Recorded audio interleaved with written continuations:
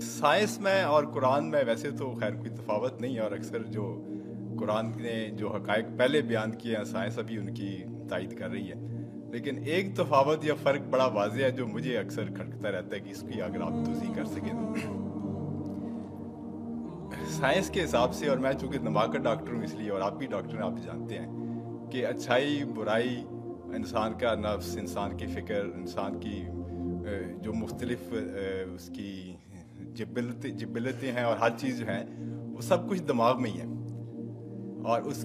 کی فکر، اس کی سوچ، اس کی نفرت، اس کی اچھائی، ہر چیز جو سب چیزیں جو ہے دماغ میں ہی ہیں، اور یہ سائنس نے بڑی اچھی طرح واضح کر دی ہے،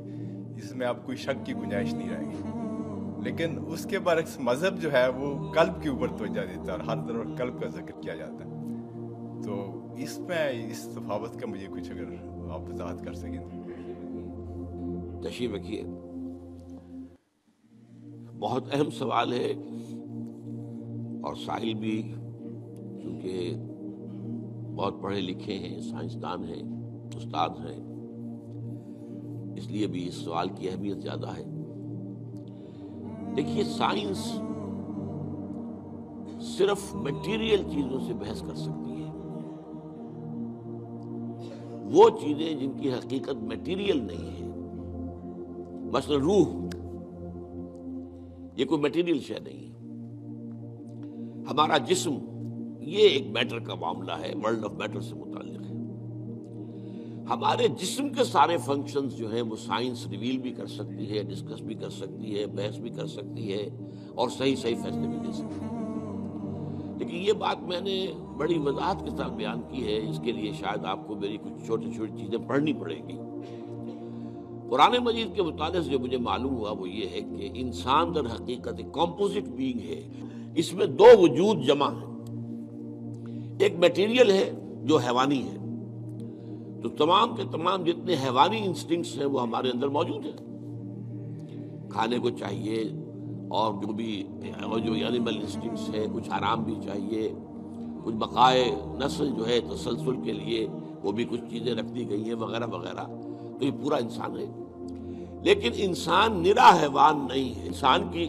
ایک حقیقت جو ہے وہ روحانی ہے، اس کا تعلق ورلڈ آف میٹر کے ساتھ نہیں ہے، اور وہ در حقیقت میٹیریل سائنسز کی جو دریافت ہے اور اس کی جو بھی ریسرچ ہے اس کے فیلڈ میں آتا ہی نہیں۔ وہ روح کا مرکز در حقیقت قلب ہے، یہ روح ہے در حقیقت، اور یہ کمپلیٹ پرسنالٹی ہے ان اٹ سیلف، انویزیبل ہے، دیکھی نہیں جا سکتی، لیکن یہ ہے کہ یہ در حقیقت، اور اس کی تخلیق ہمارے ان جسموں کی تخلیق سے بہت پہلے ہوئی تھی، بہت پہلے، یعنی جس کو کہ یہ کہتے ہیں بگ بینگ، بگ بینگ سے میٹر اور میٹیریل یونیورس جو ہے اس کا آغاز ہوا ہے۔ پرائر ٹو دیٹ فرشتے اور ارواح انسانیہ اس سے پہلے پیدا کیے گئے، اور وہ نور سے پیدا کیے۔ انہی دنوں میں نے حدیث کے درس کے ضمن میں بھی اس کی تفصیل بیان کی،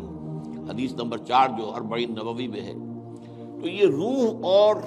حیوان میں جسم کا اور اس کے ساتھ جان بھی، حیوان تب بنتا ہے جبکہ وہ انسان، وہ جو اس کا جسم اور جان دونوں سمجھے۔ عام مغالطہ ہمارے ہاں یہ ہے کہ یہ روح کے معنی ہے جان، نہیں، جان تو کتے میں بھی ہے، بلے میں بھی ہے، جان تو گھاس کا جو لگا ہوا ہے پتا، اگر وہ کٹا ہوا نہیں ہے اپنی جڑ سے تو اس میں بھی جان ہے، تو جان تو آپ کو معلوم ہے ہر شے کے اندر موجود ہے۔ اور یہ جو حدیث میں آتا ہے کہ جب رحم مادر میں امبریو جو ہے 120 دن کا ہوتا ہے تب اس میں روح پھونکی جاتی ہے، یعنی اس سے پہلے جو ہے 120 دن تو کیا وہ بے جان تھا؟ اب ظاہر بات ہے ڈاکٹر صاحب سے بڑھ کر کون جانے گا اس کو کہ وہ تو جو سپرمیٹوزوون تھا وہ بھی جاندار تھا، جو اووم آیا تھا ماں کا فیلوپین ٹیوب کے اندر وہ بھی جاندار تھا، دونوں کے ملاپ سے زائگوٹ بنا وہ بھی جاندار ہے، اور یہ ایک جو ہے نشو و نما پا رہی ہے چیز جو کہ زندگی کی سب سے بڑی علامت ہے۔ وہ جو ہے 120 دن تک اس نے ڈیولپمنٹ کی ہے، جس کو قرآن مجید کہتا ہے نطفہ ہے، پھر نطفے کے بعد جو ہے وہ مضغہ ہے، علقہ ہے، ان ساری سٹیجز کے بعد پھر روح پھونکی جاتی ہے۔ وہ روح ہے در حقیقت کہ جو بہت آغاز میں پیدا کر دی گئی تھی، اور اس کے بعد اس کو ایک نیند سلا دیا گیا۔ اس کے بعد جیسے جیسے رحم مادر کے اندر وہ جنین تیار ہوتا ہے تو 120 دن کے بعد اس کی روح جو وہاں موجود ہے پہلے سے، پرائر ایگزسٹنس اس کی ہے، وہ لا کر اس میں پھونک دی جاتی ہے۔ یہ اصل میں حصہ دین کی حکمت کا ایسا ہے جو آج کل عام طور پر بالکل نگاہوں سے اوجھل ہو گیا۔ عام طور پر تو ہمارے اچھے اچھے علماء اور جدید مفکرین خاص طور پر روح کے علیحدہ وجود ہی کے قائل نہیں ہیں۔ اب یہ روح کا اگر علیحدہ وجود نہیں ہے تو آپ دیکھیے سورہ اعراف کے اندر فرمایا کہ تم سب نے ہم سے عہد کیا تھا الستو بربکم قالوا بلی، وہ کون تھے سب؟ ظاہر بات ہے اس وقت تک تو ابھی تمام انسان تو ایک وقت میں جمع نہیں ہو سکتے تھے، وہ تو یہ کہ عین اس وقت جبکہ وہ ارواح کے عالم کے اندر پیدائش ہوئی ہے سب کے سب موجود تھے، حضرت آدم کی روح سے لے کر اور آخری آدمی جو انسان دنیا میں آئے گا اس کی روح، یہ سب موجود تھے، اور ان سے سوال ہوا الستو بربکم، اور جواب ہوا قالوا بلی۔ اور پھر ایک دن آئے گا قیامت کے دن، پھر تمام نوع انسانی پھر جمع ہوگی اللہ کے حضور میں، اور اللہ فرمائے گا، سورہ کہف کے الفاظ ہیں لقد جئتمونا کما خلقناکم اول مرہ، آ گئے ہو نا ہمارے پاس جیسے کہ ہم نے تمہیں پہلی مرتبہ پیدا کیا تھا۔ اب یہ پہلی مرتبہ کی پیدائش وہ ہے جو عالم ارواح میں ہوئی ہے، دوسری مرتبہ کی پیدائش وہ ہے جو اس عالم مادی کے اندر، یہ جو مٹیریل ورلڈ کے اندر پیدا ہوئی ہے۔ میری پیدائش 76 برس پہلے ہوئی ہے، اس سے پہلے میرے اس جسم کا وجود کوئی نہیں تھا،